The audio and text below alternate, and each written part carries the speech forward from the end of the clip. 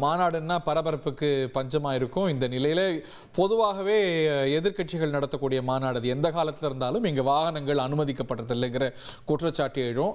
வாகனங்கள் அனுமதிக்கப்படலை அப்படிங்கிற ஒரு குற்றச்சாட்டு முன்வைக்கப்படுது. போலீசார் தடுத்து நிறுத்துறாங்க அப்படின்னு தாவேகா தொண்டர்கள்லாம் குற்றஞ்சாட்டுறதை பார்க்குறோம், காட்சிகளை பார்க்குறோம்.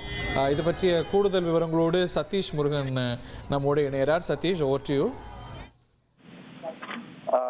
வணக்கம் ஹரி.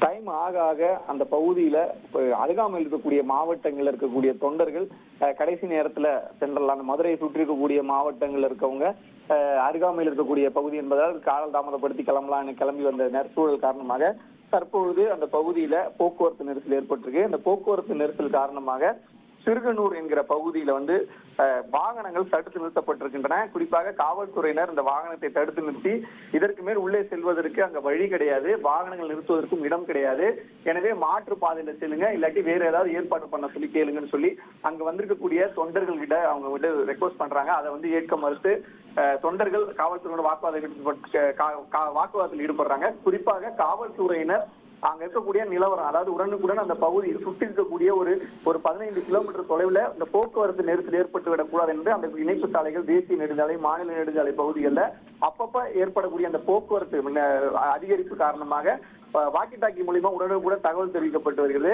குறிப்பாக எந்த பகுதியில போக்குவரத்து நெரிசல் அதிகரிக்கிறதோ, அந்த பாட்டில் நெக் டிராபிக்னு சொல்லுவாங்க, அதே போல டிராபிக் ஜாம்னு சொல்லுவாங்க, அது மாதிரி நடக்கிற இடத்துல உடனடியா இந்த அதுக்கு சுற்றி இருக்கக்கூடிய பகுதிகளில் டிராபிக்கை கிளியர் பண்றதுக்கான ஏற்பாடுகள் செய்து வரக்கூடிய சூழல்ல தற்பொழுது மாநாட்டு திடலை நோக்கி சிறுகனூர் என்கிற பகுதியில வந்து கொண்டிருந்த வாகனங்கள் தடுத்து நிறுத்தப்பட்டு காவல்துறையினர் திருப்பி செல்ல கூறியதால் அவர்களுக்கு அந்த பகுதியில வாக்குவாதம் ஏற்பட்டு வருகிறது.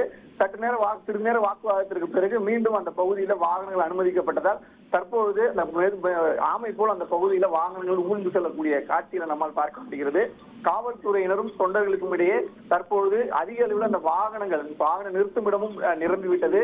சாலையில அந்த வாகனங்களை செல்லும் பொழுது இவர்கள் ஆங்காங்கே நிறுத்திவிட்டு சென்று விடுவார்கள். எனவே அதனால் போக்குவரத்து நெரிசல் ஏற்பட வாய்ப்பு இருக்கிறது. அதனாலதான் நாங்க இங்கேயே ஃபில்டர் பண்றோம் என காவல்துறை தரப்புல தெரிவிக்கப்பட்டிருந்தாலும் கூட தொண்டர்கள் தாங்க மாநாட்டுக்கு போவதை தடுப்பது போன்ற காவல்துறையினர் செயல்படுவதாக கருதி அவர்களும் அந்த வாக்குவாதத்தில் ஈடுபட்டிருக்கிறார்கள். எனவே தற்பொழுது அந்த போக்குவரத்து நெரிசல் என்பது சிறிது நேரம் சரி செய்யப்பட்டு மீண்டும் வாகனங்கள் அதே வழியில அனுமதிக்கப்படுகின்றன.